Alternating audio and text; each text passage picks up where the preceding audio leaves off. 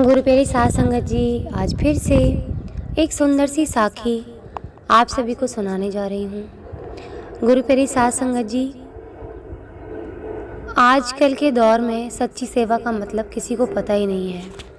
सच्चा दान क्या है उसका मतलब भी नहीं पता। लोग 2 दिन किसी की मदद करके समझते हैं कि हमने ना जाने कितने बड़े पुण्य कमा लिए, ना जाने हमने किसी पर कितना बड़ा एहसान लाद दिया है। लेकिन सही मायने में सेवा क्या है? और जो सेवा करता है उसका घर सही मायने में कुबेर का घर होता है। तो सच्चे संतों के लिए कुबेर का घर कैसा होता है, आज की साखी से हम जान पाएंगे। तो आइए गुरु प्यारी साध संगत जी, सुनते हैं आज की ये सुंदर सी साखी। ये कहानी है एक साधु की। एक साधु विचित्र स्वभाव के थे, यानी कि बहुत अजीब से स्वभाव के थे। वो बोलते कम थे और उनके बोलने का ढंग भी बहुत अजीब था। उनकी मांग सुनकर सब लोग हंसते थे। कहते हैं ना, संतों की भाषा हर एक किसी को समझ नहीं आती, क्योंकि संतों की भाषा समझने के लिए हमें खुद संत बनना पड़ेगा। पहले हमें खुद की अपनी आत्मा शुद्ध करनी पड़ेगी। तो गुरु प्यारी साध संगत जी, उनकी मांग देखकर कोई चिढ़ जाता था या कोई अनसुनी करके अपने काम में जुट जाता था। साधु हर घर के सामने खड़े होकर पुकारते थे, माई अंजलि भर मोती देना, ईश्वर तुम्हारा कल्याण करेगा, भला करेगा। साधु की ये विचित्र मांग सुनकर स्त्रियां चकित हो उठी, यानी कि जो वहाँ की औरतें थी बहुत ज़्यादा हैरान हो उठती थी कि बाबा क्या कहते हैं, ये कैसे बाबा, यहाँ तो हमारे पेट भरने के लाले हैं और यहाँ ये अंजलि भर के हमसे मोती मांग रहे हैं, हम कहाँ से मोती ले आएंगे। अब किसी राजमहल में जाकर मोती मांगना, ऐसे बोल पड़ी औरतें। जाओ जाओ बाबा, आगे बढ़ो। साधु को खाली हाथ गांव छोड़ता देख एक बुढ़िया को उस पर दया आई। बुढ़िया ने साधु को पास बुलाया। उसकी हथेली पर एक नन्हा सा मोती रखकर वो बोली, साधु महाराज, मेरे पास अंजलि भर मोती तो नहीं है, नाक की नथनी टूटी तो ये एक मोती मिला है, मैंने इसे संभाल कर रखा था, ये मोती ले लो, मेरे पास एक मोती है। ऐसा मेरे मन को गर्व तो नहीं होगा कि मेरे पास में एक मोती है, इसको सोच के मेरे को गर्व तो नहीं होगा ना, इसलिए तो मैं सौंप रही हूँ, कृपा करके इसे स्वीकार करना, हमारे गांव से खाली हाथ मत जाना। बुढ़िया के हाथ का नन्हा सा मोती देखकर साधु हंसने लगे। उसने कहा, माता जी, छोटा सा मोती मैं अपनी फटी हुई झोली में कहाँ रखूँगा, इसे आप अपने पास ही रखो। ऐसा कह के साधु बाबा उस गांव से बाहर निकल आए। दूसरे गांव में आकर साधु हर दरवाजे के सामने खड़े होकर पुकारने लगे, माता जी, प्याली भर मोती देना, ईश्वर तुम्हारा कल्याण करेगा। साधु की विचित्र मांग सुनकर वहाँ की स्त्रियां भी अचंभित हो उठी। वहाँ भी साधु को प्याली भर मोती नहीं मिले। अंत में निराश होकर वो वहाँ से भी खाली हाथ जाने लगा।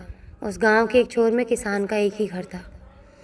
वहाँ मोती मांगने की चाह उसे घर के सामने ले आई। माता जी, प्याली भर मोती देना, ईश्वर तुम्हारा भला करेगा, साधु बाबा ने पुकार लगाई। किसान एकदम से बाहर आया। उसने साधु के लिए ओसारे में चादर बिछाई और साधु से विनती की कि महाराज पधारिए, विराजमान होइए। किसान ने साधु को प्रणाम किया और मुड़कर अपनी बीवी को आवाज़ लगाई, लक्ष्मी बाहर, साधु जी आए हैं, इनके दर्शन कर लो। किसान की पत्नी तुरंत दौड़ी चली आई। उसने साधु जी के पांव धोकर दर्शन किए। किसान ने कहा, देख लक्ष्मी, साधु जी बहुत भूखे हैं, इनके भोजन की तुरंत व्यवस्था करना, अंजलि भर मोती लेकर पीसना और उनकी रोटियां बनाना, तब तक मैं मोतियों की गागर लेकर आता हूँ। ऐसा कहकर वो किसान खाली गागर लेकर घर के बाहर निकला। कुछ समय के बाद किसान लौट आया। तब तक लक्ष्मी ने भोजन तैयार कर रखा था। साधु ने पेट भर के खाना खाया। वो खुश हुआ। उसने हंसकर किसान से कहा, बहुत दिनों बाद कुबेर के घर का भोजन मिला है, मैं बहुत खुश हूँ।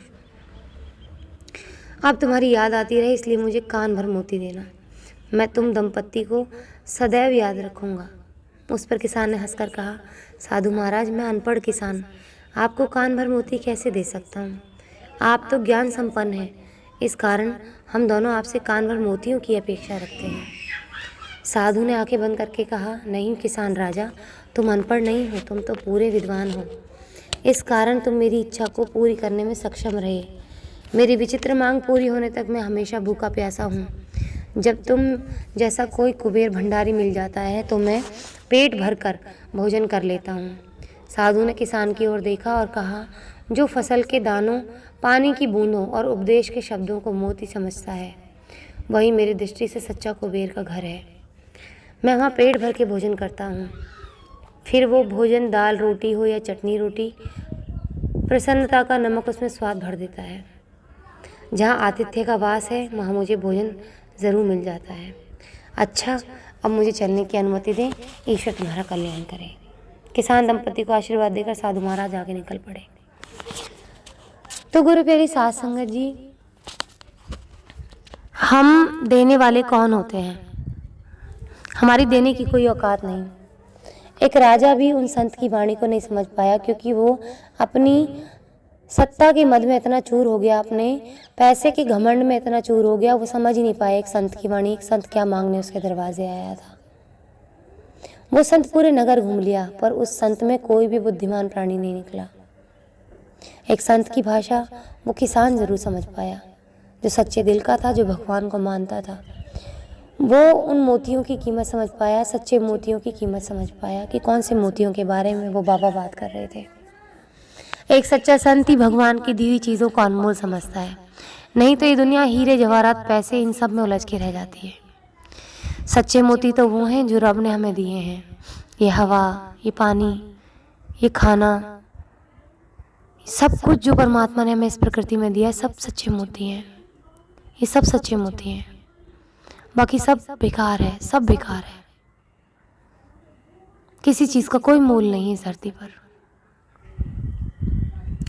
तो गुरु प्यारी साध संगत जी, भगवान के दिए की कदर करें, व्यर्थ का गुमान ना करें, घमंड ना करें। और जो लोग सोचते हैं हम किसी को क्या देने लायक हैं, हम किसी को क्या ही देंगे, हम गरीब हैं, आप किसी को अच्छे बोल दे सकते हो। मैंने एक वीडियो बनाई थी सच्ची सेवा के ऊपर कि सच्ची सेवा क्या है, तो कृपा करके आज की साखी को कनेक्ट करके आप उससे सुनिएगा, आपको पता चलेगा सच्ची सेवा क्या है। जो लोग ये कह के पल्ला झाड़ लेते हैं ना कि हम तो गरीब हैं, हम किसी की क्या सेवा कर सकते हैं, कोई हमारी कर दे, उन लोगों के लिए भी सेवा लिखी है। भगवान ने उनको भी किसी के लिए निमित्त बनाया है, लेकिन वो इंसान क्या पाप कर्म करते हैं, ज़बान से किसी को बुरा बोलते हैं, अपने हाथों से बुरी सेवा करते हैं, आंखों से बुरी सेवा करते हैं। बुरी सेवा क्या, सेवा ही नहीं कह सकते उसको, सेवा क्या कहेंगे, बुरे कर्म करते हैं। उन्हीं आंखों से बुरे कर्म करते हैं, उन्हीं कानों से, उन्हीं नाक से, उन्हीं जिह्वा से, उसी हाथ से, उसी पैर से बुरे कर्म करते हैं और फिर 84 में लिप्त हो जाते हैं। ऐसे लोगों को कभी मुक्ति नहीं मिलती, ना वो किसी पैसे से धनवान बन पाते हैं, ना गुणों से, और भटकते रहते हैं। आज इसी के साथ ही सुंदर सी साखी को यहीं समाप्त करना चाहूँगी। मिलती हूँ आपसे अपनी अगली वीडियो में नई साखी के साथ। तब तक के लिए खुश रहें, सुमिरन करते रहें, सच्ची सेवा करते रहें।